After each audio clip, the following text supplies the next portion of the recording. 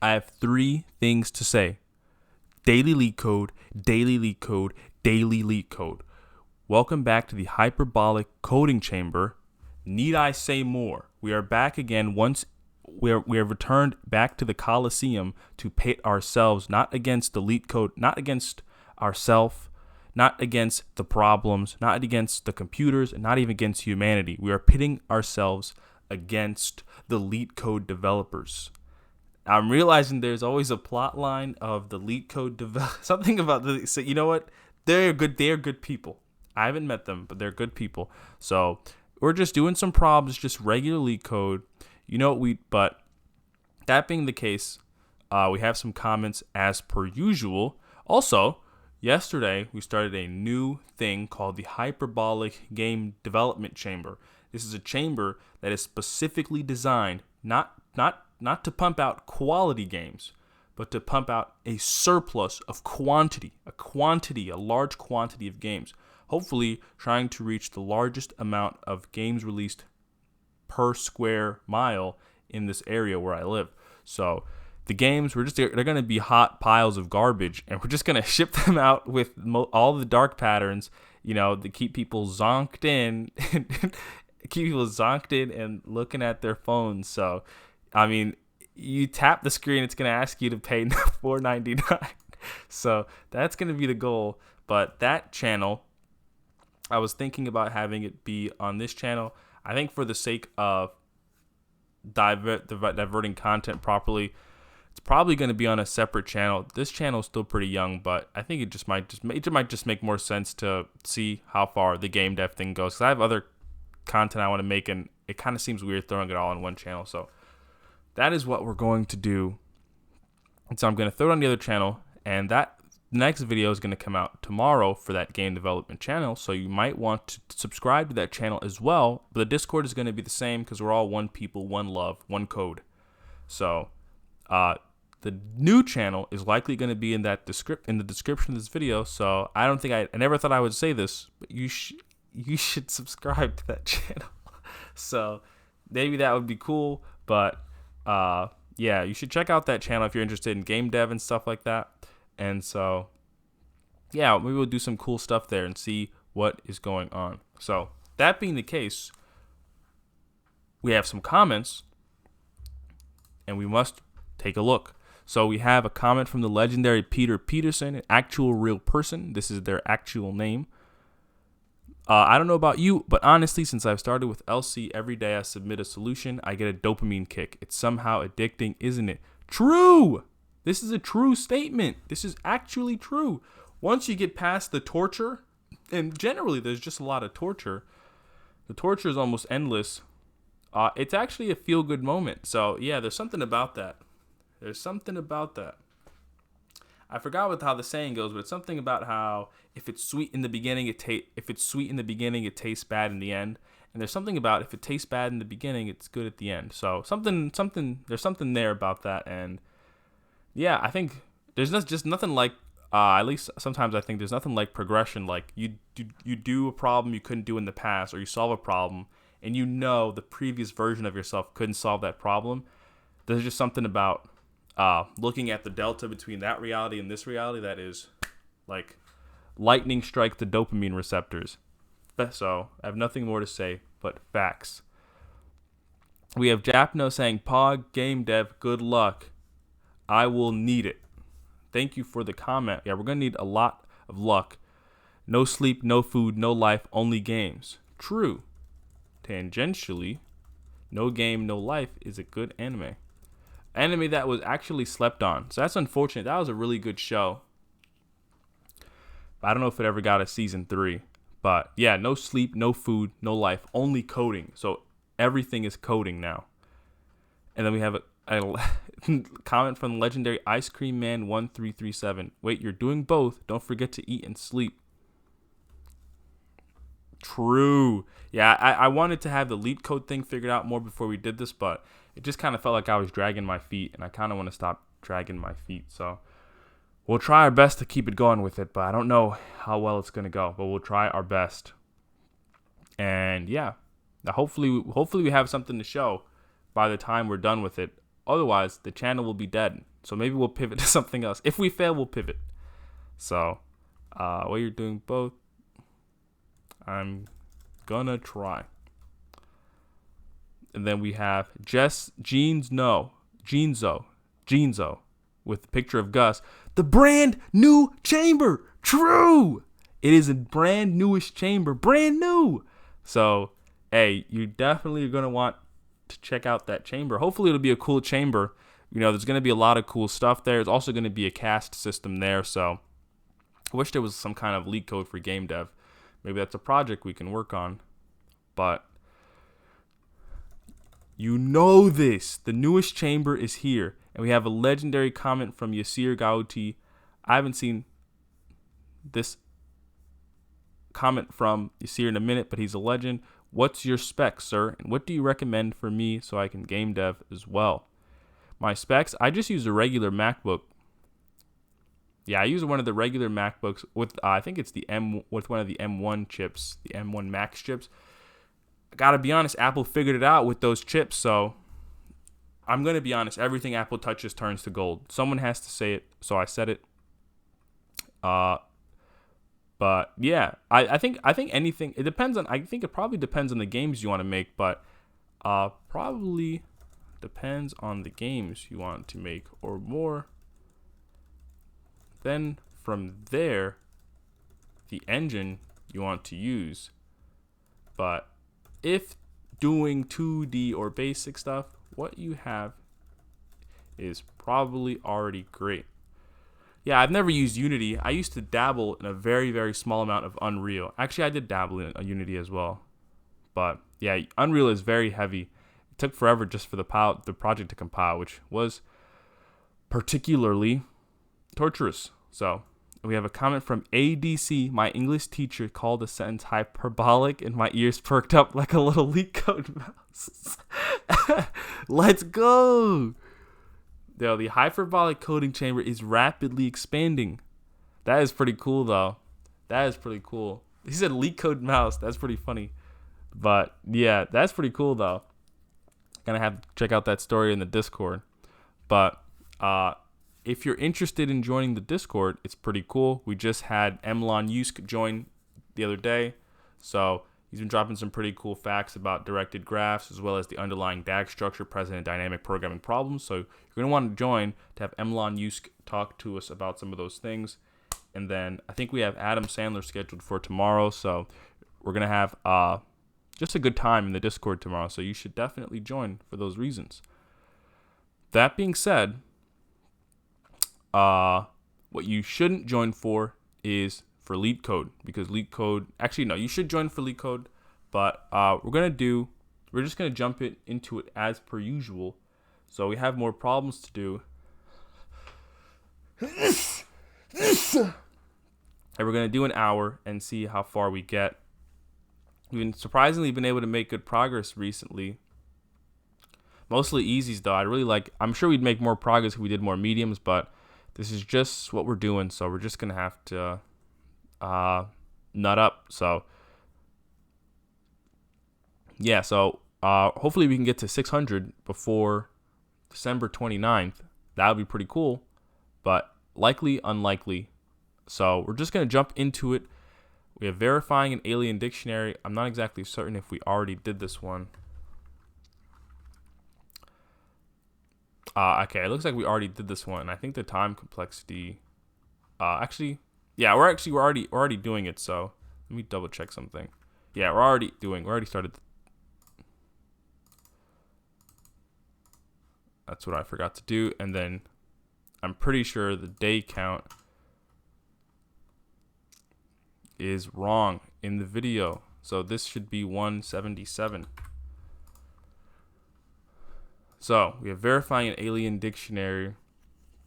It looks like we had compare, which iterate over the shortest string. So we have lexico. We're sorting all of the words that is in the dictionary. So that would be log of n. I think sort actually takes n log n time to sort, but I do think the sort function takes log n space in JavaScript. We're using a set, but we'll never use more than 26 keys in the set. So I want to say that this is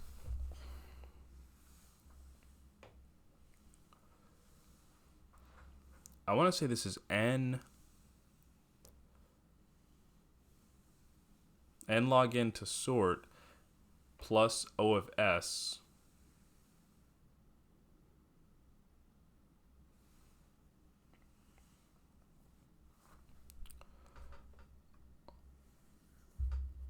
where s would be the sum of all the character. No, definitely there's we're summing. We're not summing them. We're just kind of sorting them. In the worst case, I guess we O of s, where s is the sum of all characters in the words array.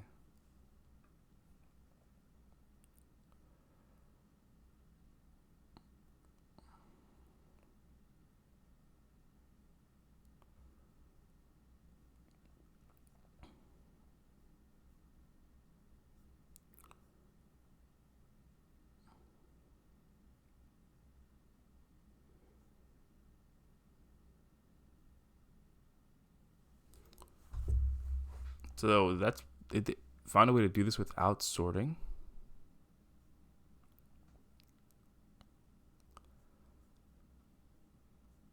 Let me see. To check if the given words are sorted, for each word we need to check if every word on its right is lexicographically larger. Likewise, for each word we should check if every word on its left is lexicographically smaller. Oh, right. They're basically, oh my god, they're basically asking if the array is already sorted. And we can check if it's sorted. If we change the array of words out to just be numbers, we can just check that 1 is less than 2 is less than 3 and less than 4. And so if we wanted to augment our solution to do this, we only need the comparison function we had earlier.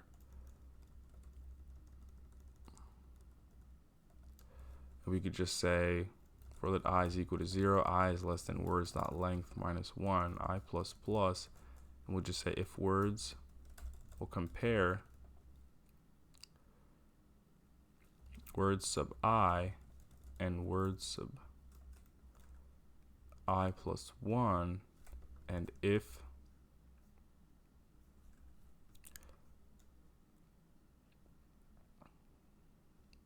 I guess we still need the map. Okay, so that's fair. We still need the map for the compare function, so we'll keep that, but we can delete lexico. Actually, I have my keyboard down here. We can just create a new one.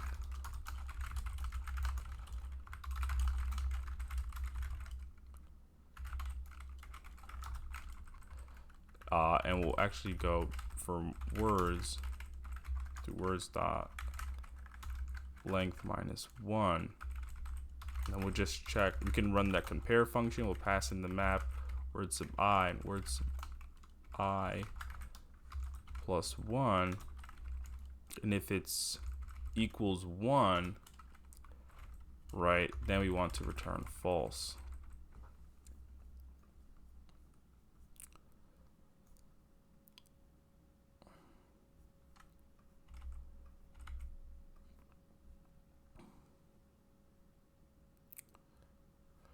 Yeah, that's crazy. How did we not see that? That's actually kind of crazy. But yeah, I think we'll definitely have that in the back of our head going forward. I definitely see why it's O of M with constant space though. So now we have concatenation of array given an integer array nums of length n. Given an integer array nums of length n. Given an integer array nums of length n. You want to create an array ands.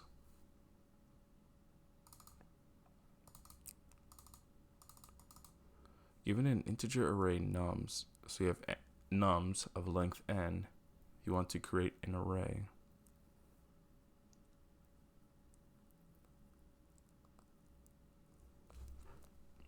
So we have an array of numbers of length n. You want to create an array of answers of length 2n, where n sub I is equal to num sub I, and n sub I plus n is specifically n is a concatenation of two nums arrays.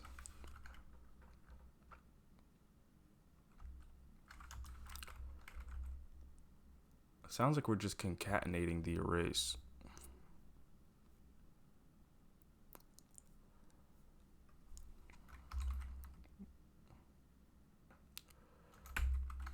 It seems a little too simple. We're gonna have original length equals nums dot length.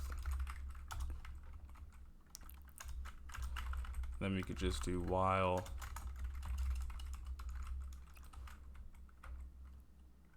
I is less than original length. Just do nums dot push nums sub I.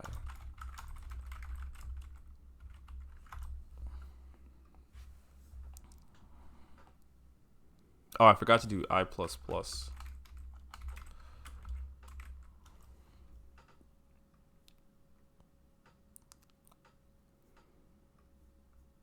Why does it have so many dislikes though? Oh, okay. So we did these two. We did minimum cost. We did k weakest rows. We did unique. We need to do minimum value, range sum of BST. That sounds difficult. High 5 subtree of anchor tree and sum of all op length. So sum of all odd length subarrays given an array of positive integers are. So you have an array of positive integers. Return the sum of all possible odd length subarrays of R. This would be a large number. Subarray is a contiguous subsequence of the array. So it would be all the individual indices because a subarray of length 1 is odd. Then we have a subarray of 3. We have 4, 2, 5, 2, 5, 3. And then we'd have 5.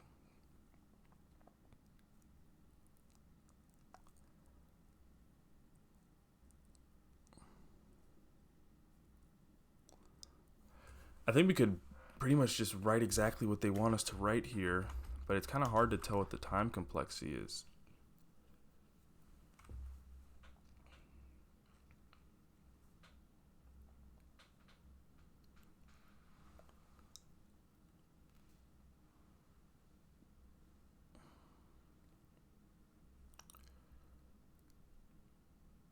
So I guess we'd have to figure out the end.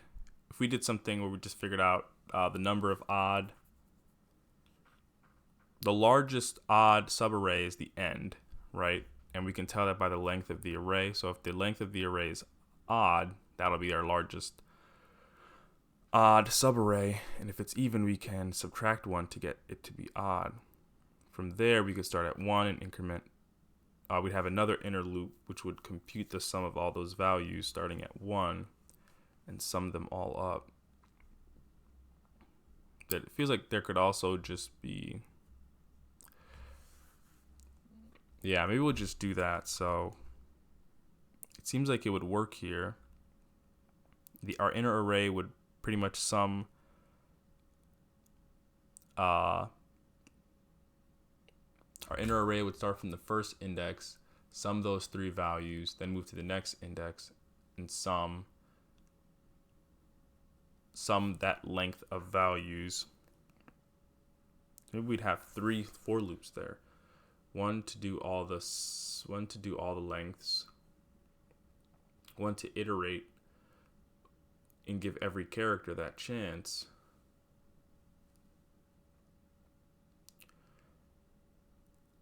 Then one to sum the values. So we have something like max odd subarray.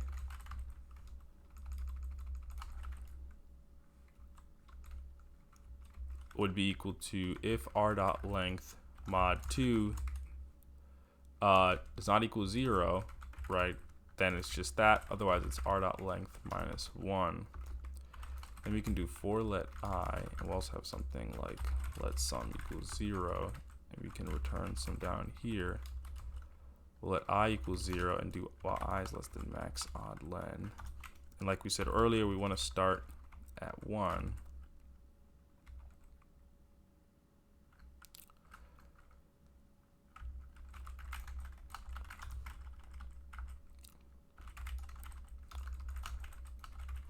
We'll say less than or equal, and then we're going to do sub r len plus equal to. And then from here, right, we'll have our inner sub array, which pretty much iterates over every number. 0 I is less than r dot length I plus plus. Then we'll have our inner subarray, which is going to be equal to I, but it's going to sum those three values. So imagine if we were subbing up the range of our subarray length when it's 3, and we're starting at index 0. We're going to set m equal to 0, and we're going to sum 1, 4, and 2. So we do 0 plus sub r len minus 1. Which would end us at index. Oh, no.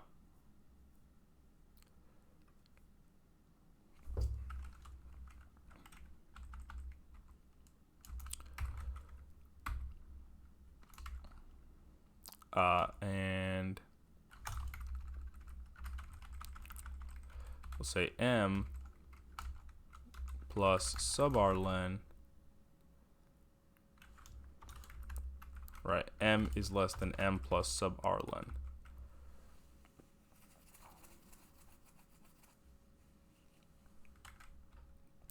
So we'd add 1, 4, and 2. So we'd have 0 plus 3. We'd end at 0, 1, 2, and then we'd stop.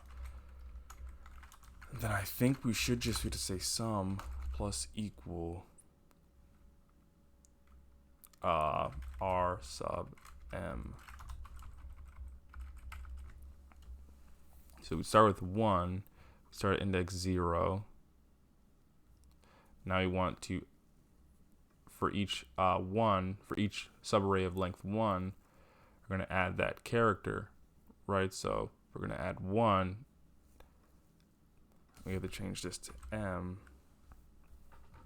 And then we're going to check if m is less than 5. It is, but is m less than m plus 1, which would be 1? Yes, we'd add it. Oh, no. We'd finish that iteration, add it, and then we'd run this again. And then we wouldn't add 1. So we'd be done for this one. Then we'd go forward 1 to 4. I think this would work.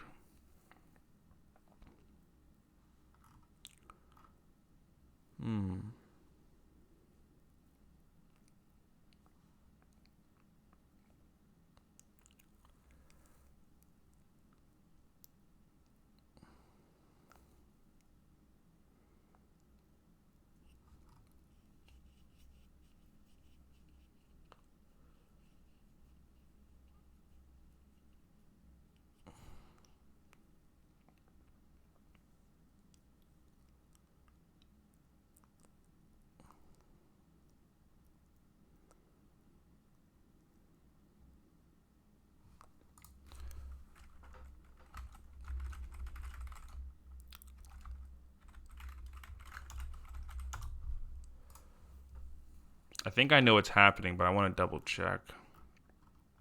Doing 1, 4, 2, 5, 3.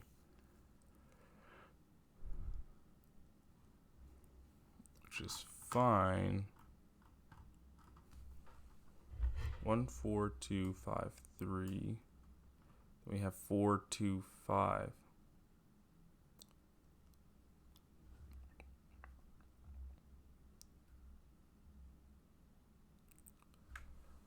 Oh, right. So that's not what I thought was happening.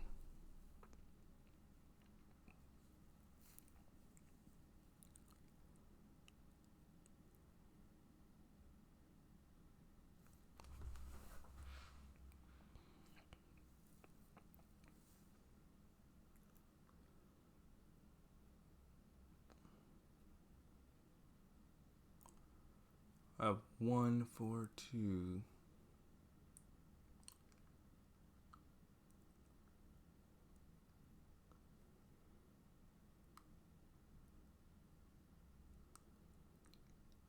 Maybe we should swap these loops. Right now we're iterating over every character. 1, 4, 2, 5, and 3.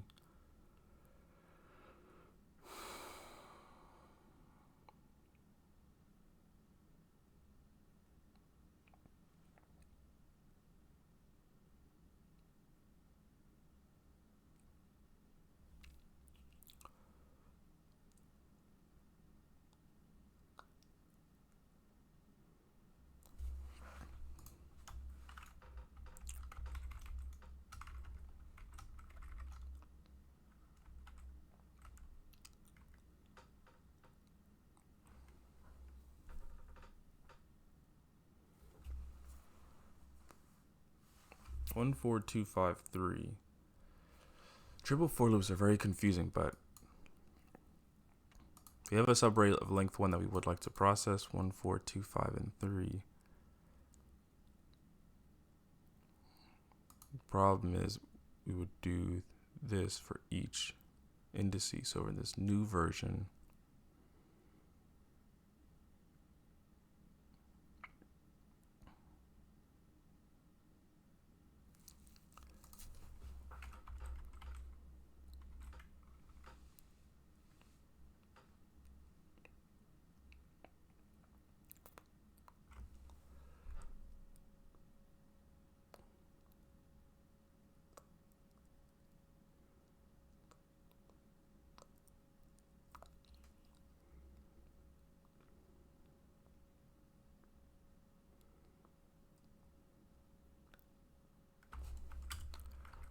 I equals 0.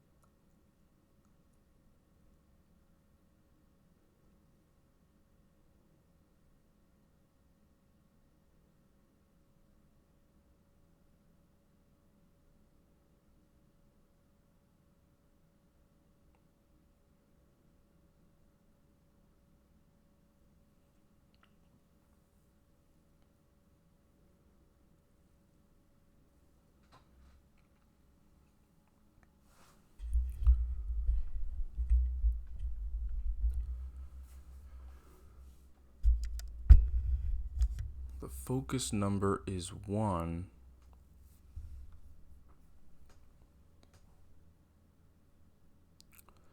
Start with 3 instead.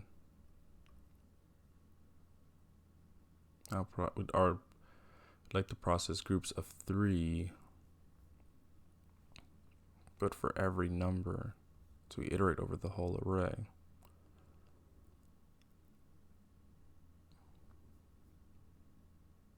Right, but how is it different from what we just reverted? We iterate over the whole array. Then m is equal to I. M is less than r at length, and m is less than m plus m sub r.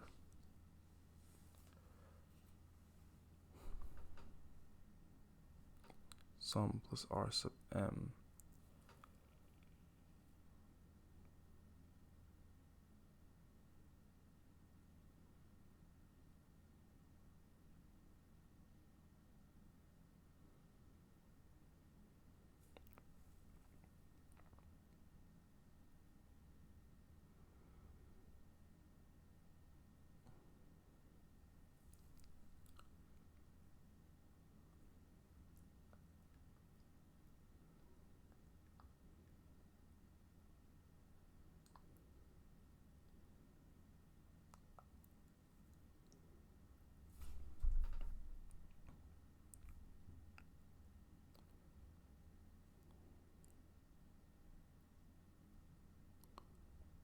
4253.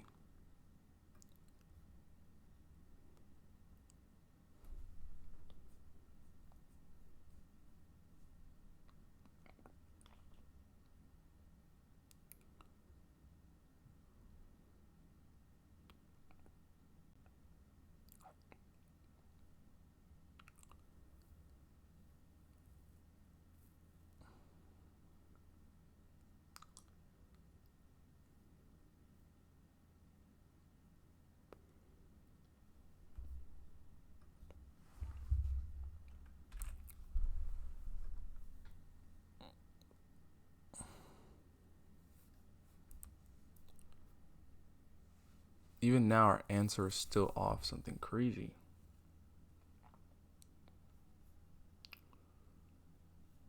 We have 142.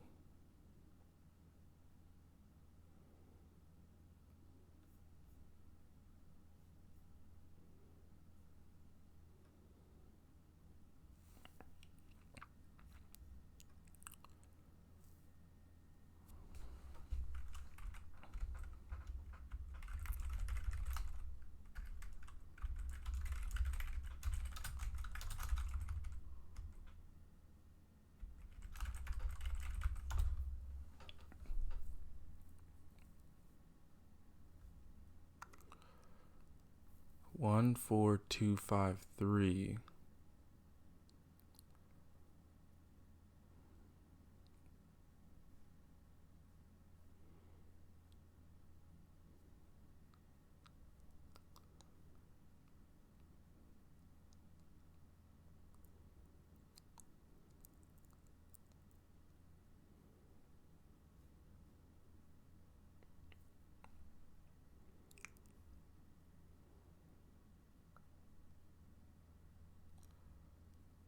Something's off here. Maybe is it my top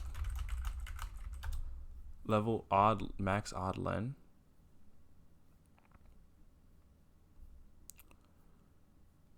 No, that's right. 14253.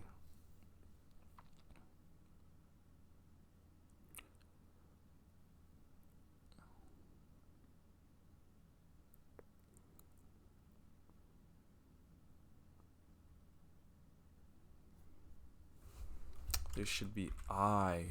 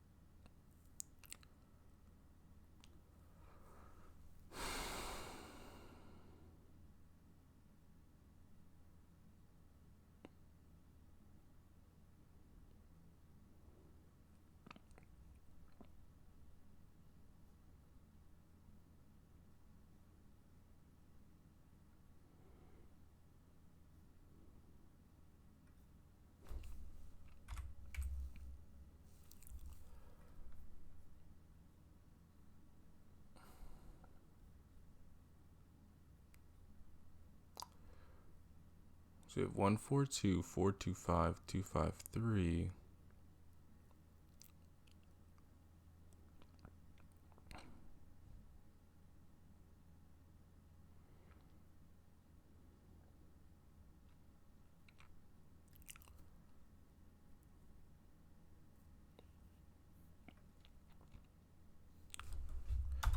And we want to make sure that I plus sub r len is less than r dot length.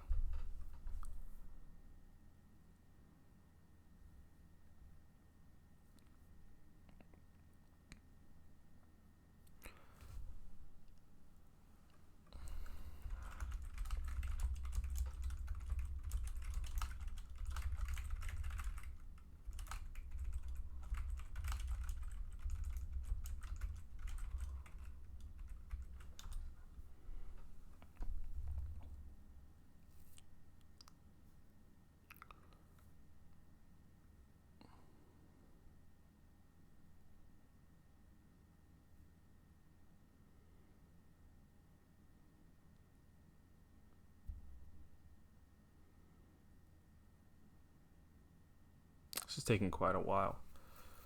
Okay, I think if we remove the group start and end nonsense,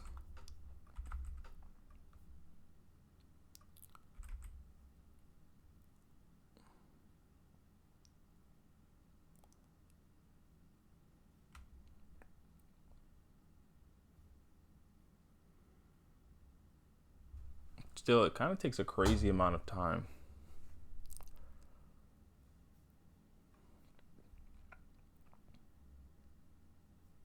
Okay, now it's not that bad. I think I was just printing too much nonsense. So it's about, I see. So it looks like we would pretty much do n or n minus.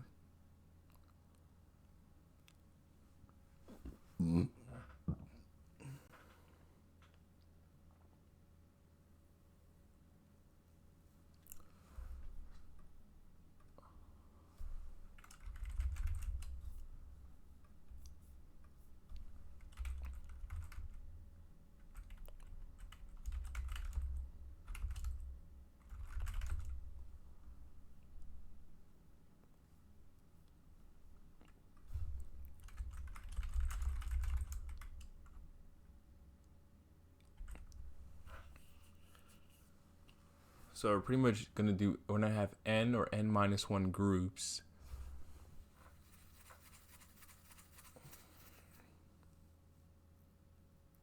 Gonna have n or n minus 1 groups.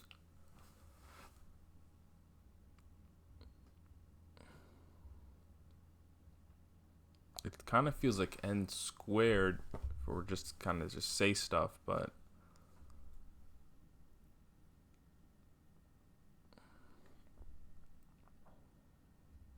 maybe it's closer to n cubed.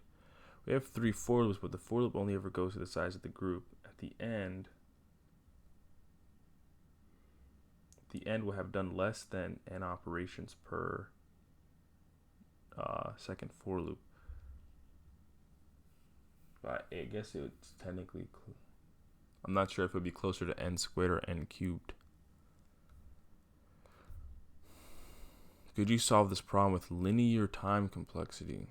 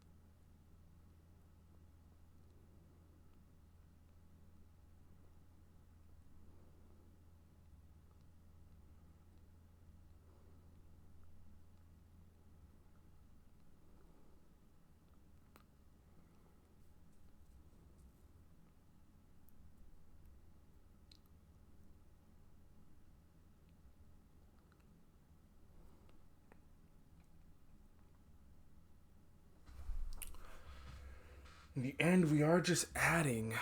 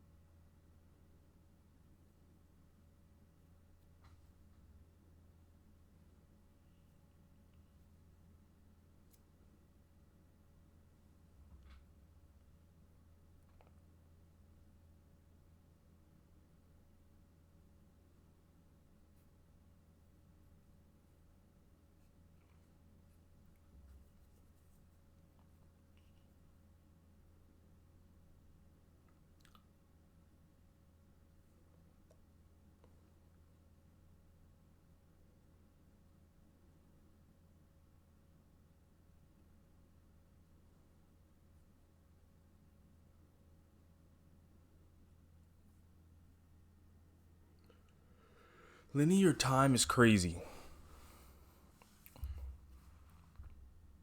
14253. Linear time is actually crazy.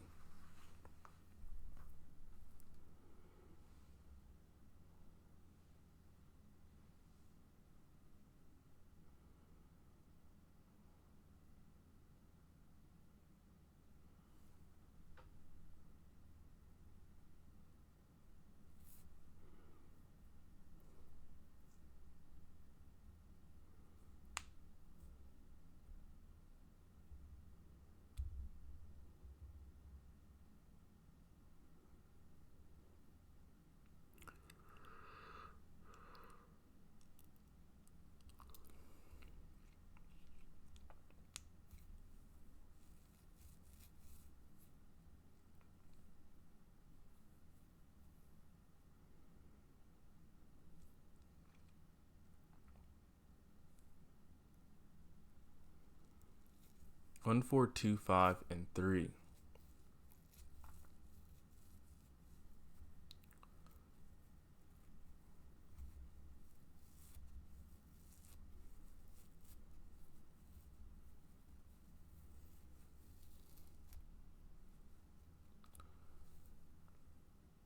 It could be a thing we could do.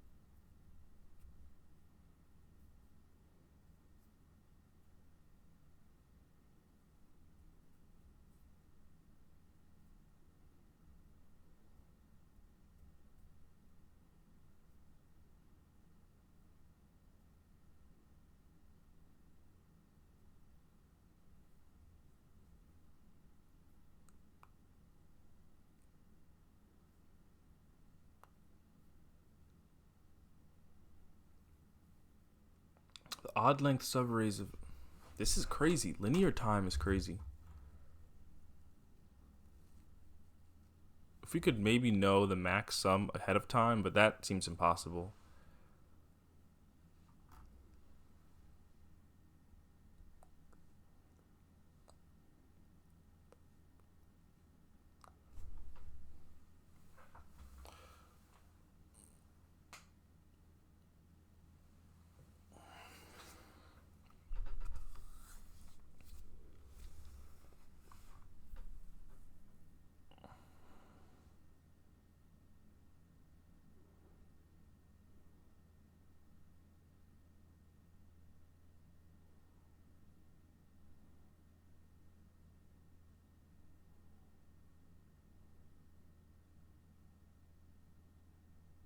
Odd length subarrays of array. Given an array of positive integers r, return the sum of all positive odd length subarrays of r.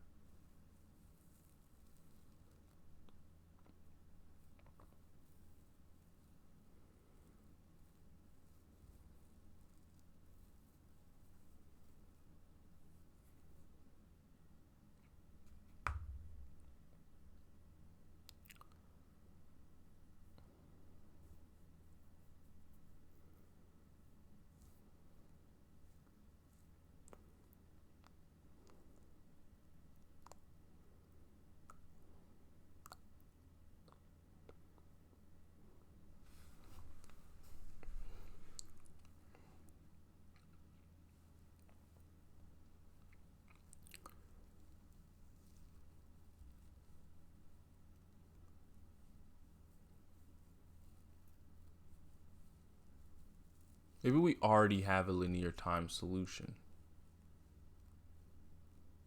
We have 3 for loops. But if we ask what's actually going on, we're going to start with,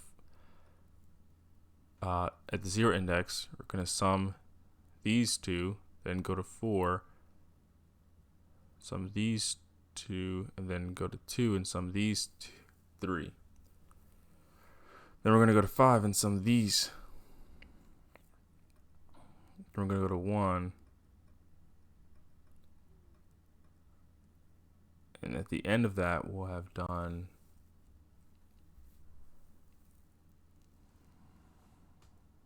5, 14, 19, about 19 operations.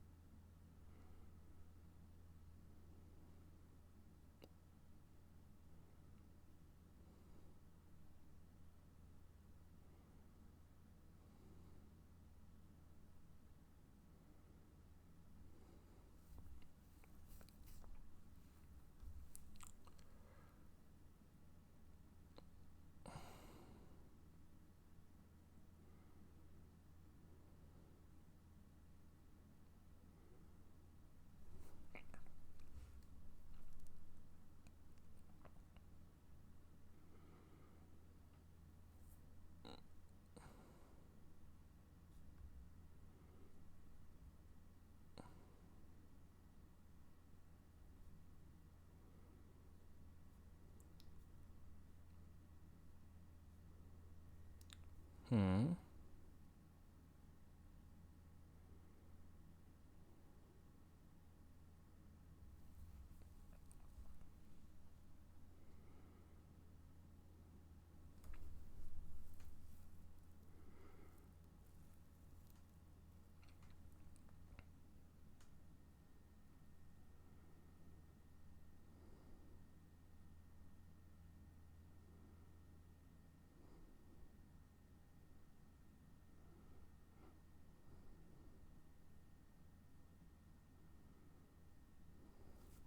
Oh,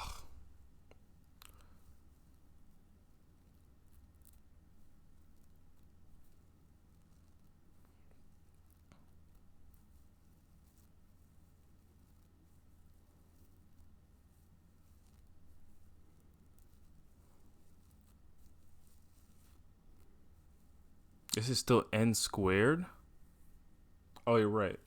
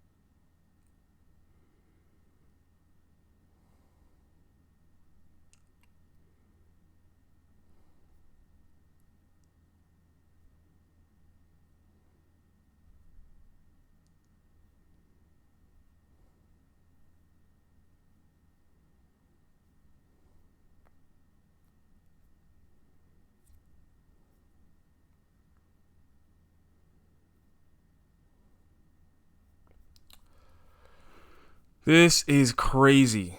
The solution for this is crazy. That is actually crazy. The solution for that is absolutely bonkies.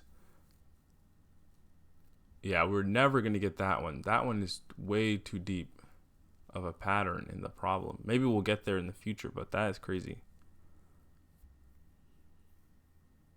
A number of elements without r sub I must be even, indicating the number of elements to the left and right side of r sub I must be both even or both odd. Number of elements without r sub I, the number of elements without r sub I.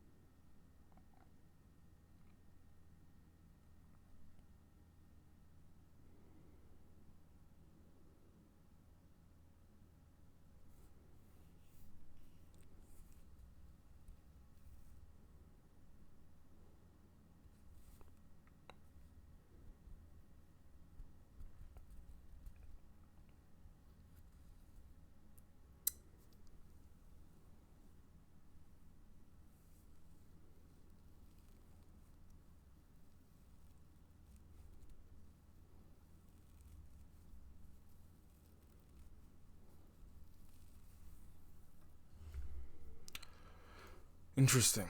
Let's try 13 minutes left. Let's try subtree of another tree. Given the roots of two binary trees, root and subroot, return true if there is a subtree of root within the same structure and node values of subroot. Given the roots of two binary trees, root and subroot, return true if there is a subtree of root with the same structure and node values of subroot, and false otherwise.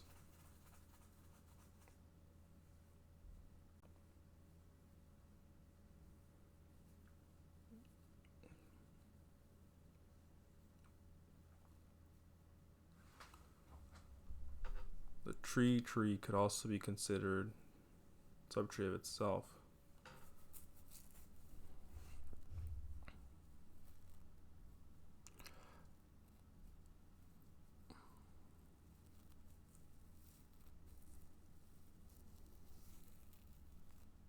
Are all the values unique at least?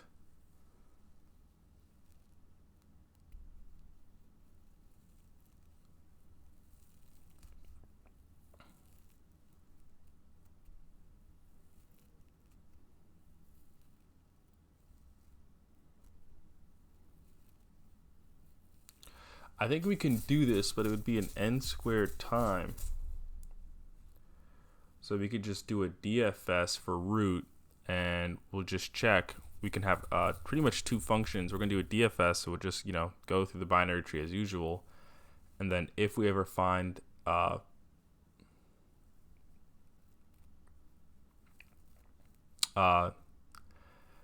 subtree with the same structure, then we'll return true. So I think what we would need to start is a function that at least can tell us if they have the same structure, right? And we can actually just copy kind of what they have here.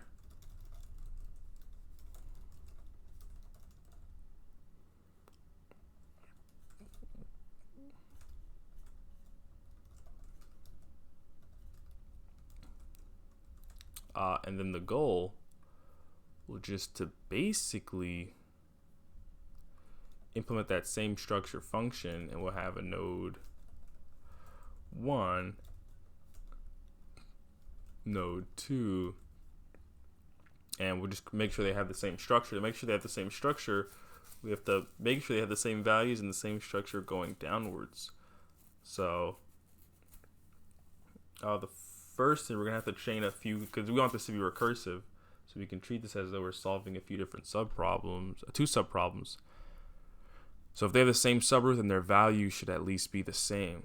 So we can say if node 1, the first thing we have to check is that they both, if they both don't exist, right, then that's actually okay. That would mean they have the same structure. Node 2, right, we can return true. Right, the other thing we can check, right, is if the first case checks, right, if they're both missing. If they're both missing, that's good. Now, if only one of them is missing, so if either or of these are missing, we automatically know they don't have the same substructure because this first check up here made sure that both weren't missing. So if one of these evaluates to true, it means one of these nodes is missing. If one of them is missing, we don't have the same structure. And the final thing we just have to do, right, is check if they have the same value. So at this point, we can relatively confident they both exist. So we can say node 1.val must equal node 2.val. And they must have the same structure, right, going downwards, right? So we want this to also be true when we say node 1.left and node 2.left. And we call it one more time as well and do same structure with node 2.right, node 1.right and node 2.right. Now to test this, I'm just going to return true here, and then I'm going to do console.log same structure, right, root and subroot. I don't know if this is actually going to return, right, it's actually one of its children, right, which is fine, so we should get false for that. And then for this one, we'll pass in root and root as well as subroot and subroot, and we should get false, true, true. So we do get false, true, true, so that makes sense. So now it feels like all we kind of have to do is iterate through the tree, basically, and call same structure on the two nodes that we have. So to do that, I think we could just do a regular BFS. It's actually going to be a little bit slower because you don't have access to a native deck. But I think we could make, actually I'm going to write it with the slow deck first to see if it works. And then if it works, we'll make it faster. So q.length does not equal 0, right? Then we know that we have some work to do. What we'd like to do is say q.shift, so we'll take a node off the front, right? And then we're just going to say if same structure, right, node and subroot, return true. Otherwise, I think my spacing is kind of messed up. Otherwise, right, we're just going to say, hey, q dot if node dot left, right, then we're just going to push on node dot left as the next node to BFS, and the same thing with node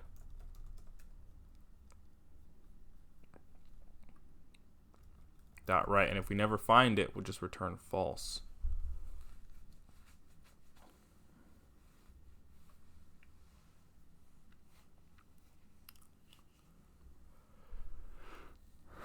It's actually not as slow as I thought it would be, which is pretty crazy considering that this should be pretty slow.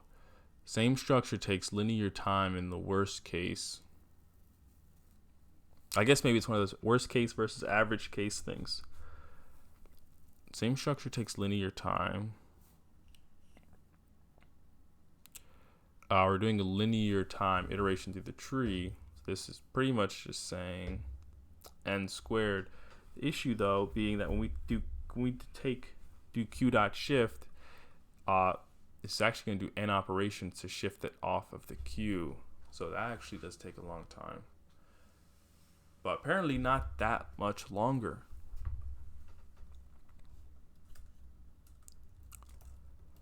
So maybe we'll hold off on implementing the deck because it seems to be fast enough, surprisingly.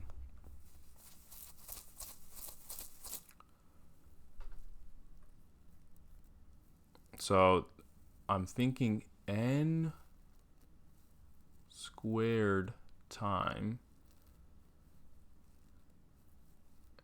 with linear space on the stack.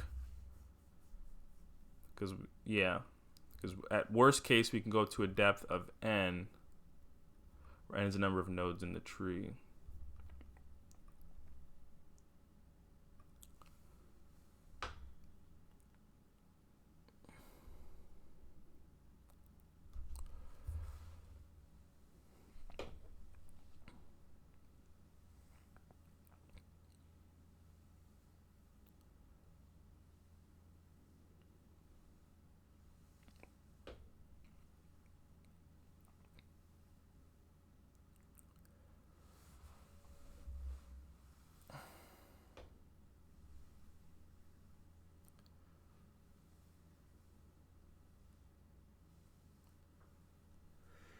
We can't immediately return false.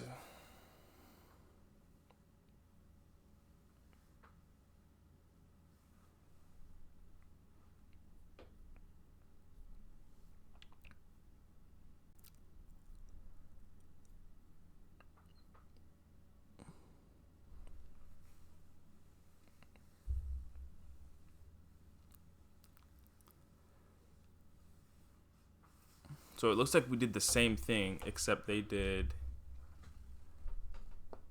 And they propagated it using an OR. That's pretty clever. I didn't think about that. Right. If any of them are true, then they would return true. That's pretty clever. Interesting. So I think we learned a secret tick with that one.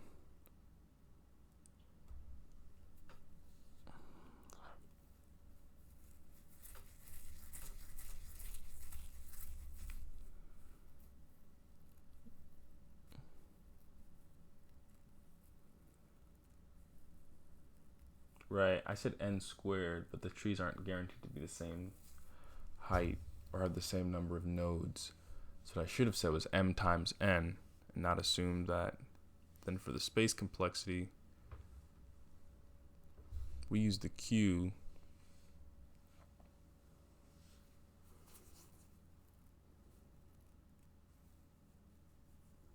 The widest part of the tree would take a lot of space in the worst case.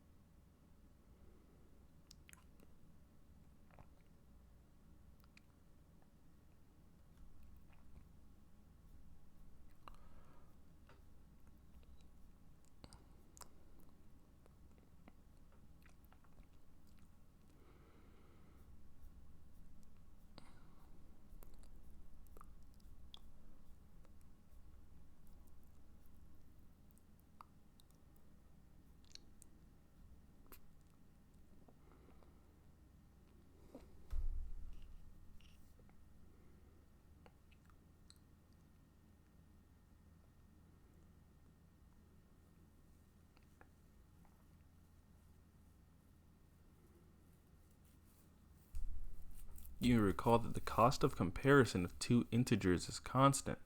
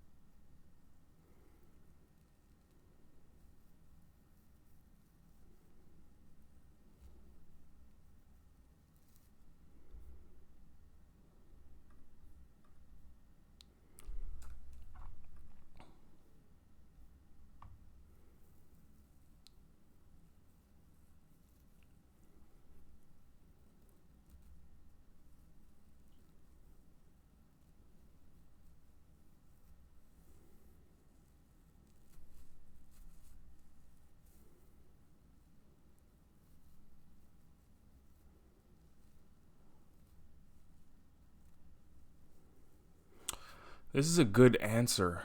This is a good answer, but my brain is fried. O of n plus n. Yeah, that last one is in.